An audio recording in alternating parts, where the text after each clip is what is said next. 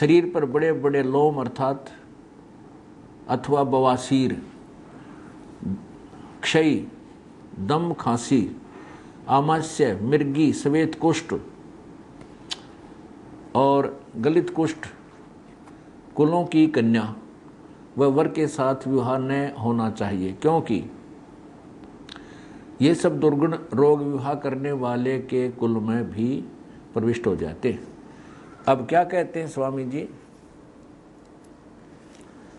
स्वामी जी का कहना है कि जिस कुल, एक पूरे कुल में, मान लीजिए एक कुल में 100 घर हैं और उन 100 घरों में से किसी भी एक सदस्य को दमा, खांसी, मिर्गी, बवासीर, कुष्ठ आदि रोग हों, तो उस पूरे कुल के किसी भी लड़के या लड़की से विवाह मत करो।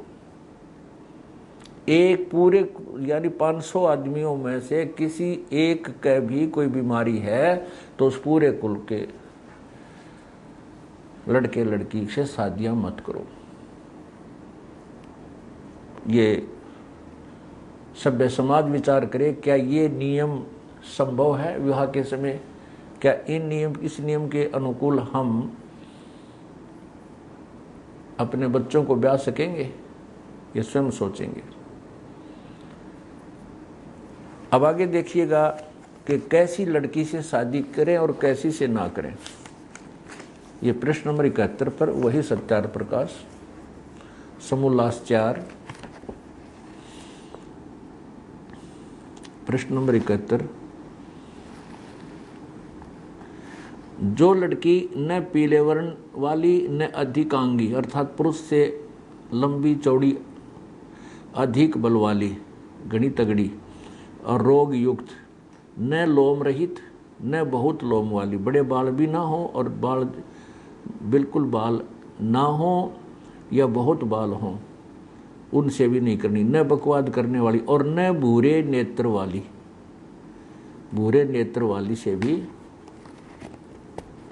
देखिएगा ये लिखा, भूरे नेत्र वाली, इनसे शादी नहीं करनी चाहिए। कैरी आँखें वाली हो तो नहीं शादी करनी चाहिए। फिर क्या लिखा है कि जिनके नाम गंगा, जमुना यानी सरस्वती आदि नदी नाम वाली, जिसके नदियों के ऊपर नाम हो, जैसे गंगा, जमुना स्वामी जी ने लिखा है, तो उसमें सरस्वती, कावेरी आदि भी आ गई। इन नामों वाली लड़की से ब्याह नहीं करना चाहिए। नीचे देखो, हिमालय, पार्वती आदि, यहाँ लिख रहा है पर्वत, विंध्या यानी पर्वत नाम वाली से नहीं करे, विंध्या,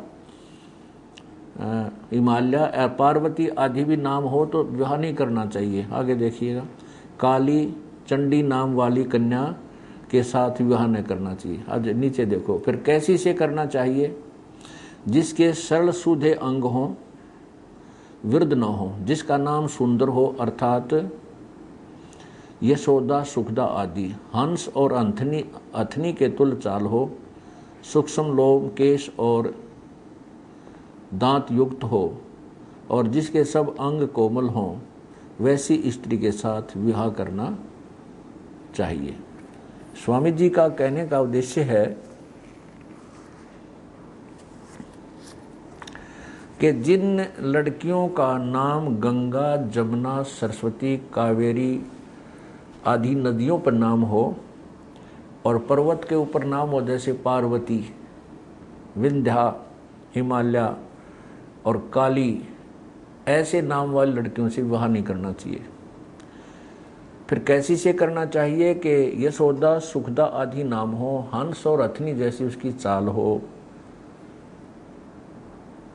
उस ऐसी लड़की से विवाह करना चाहिए। अब स्वामी जी बताते हैं कि विवाह का समय कैसा हो, किस उम्र में ब्याह करना चाहिए बच्चों का। अभी तुरंत ही स्वामी जी ने लिखा है कि 16 वर्ष की स्त्री और 25 वर्ष का पुरुष, ये विवाह का समय तो निकृष्ट है, घटिया है। फिर स्वामी जी ने लिखा है कि 25 वर्ष से लेकर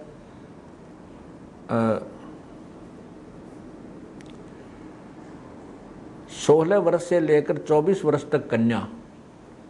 आप स्वयं एक बार पढ़ कर देखिएगा, ये वही सत्यार प्रकाश समोल्लास नंबर 71 पृष्ठ 71 है, नंबर नीचे देखिए। ये हम पढ़ चुके हैं, इनसे विवाह नहीं होना चाहिए, इनसे हुआ होना चाहिए। आगे लिखा है, प्रश्न किया कि विवाह का समय और प्रकार कौन सा अच्छा है। उत्तर दिया स्वामी जी ने कि 16वें वर्ष से लेकर 24वें वर्ष तक कन्या और 25वें वर्ष से लेकर 48वें वर्ष तक पुरुष का विवाह समय उत्तम। फिर ये अब इसको आगे डिफाइन किया है, आगे इसको विस्तृत किया है। इसमें से जो 16 और 25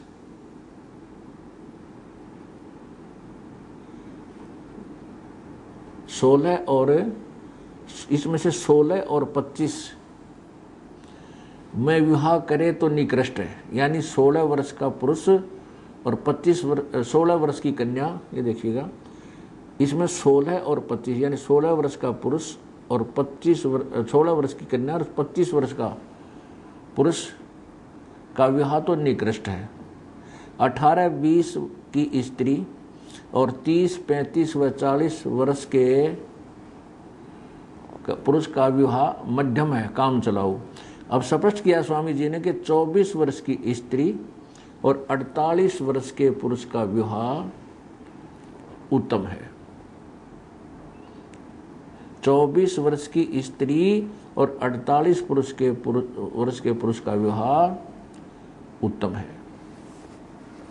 अब देखिएगा, विचार कीजिए, सभ्य समाज, क्या स्वामी दयानंद जी के ये विचार, ये आदेश कभी लागू हुए थे या वर्तमान में हैं?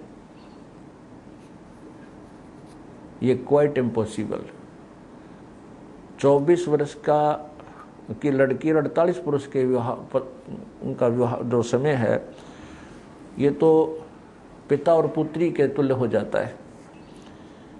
आगे देखिएगा, स्वामी जी विधवा विवाह के विरुद्ध थे। उन्होंने कहा कि विधवा का विवाह नहीं होना चाहिए। तो किसी ने पूछा तो विवाह नहीं होना चाहिए तो क्या किया जाए। तो उन्होंने कहा कि विधवा स्त्री या जिसकी पत्नी मर गई वो पुरुष नियोग करे।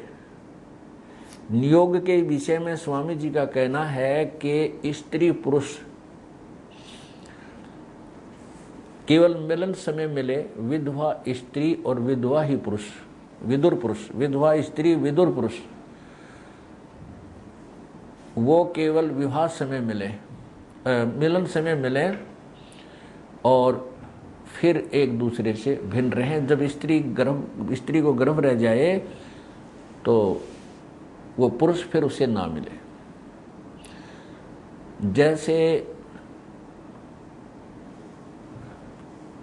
जैसे भैंस को या किसी भी मादा पशु को उसके पास ले जाकर के, नर पशु के पास जाकर के गर्भवती करवाते हैं, ऐसा तरीका बताया है स्वामी दयानंद जी ने कि विधवा का पुनर्विवाह करने से तो उसका पतिव्रता धर्म नष्ट हो जाएगा और वो स्त्री 11 पुरुषों तक वो विधवा नियोग कर सकती है, अर्थात वो पशु तुल्य कर्म से गर्भ धारण कर सकती है।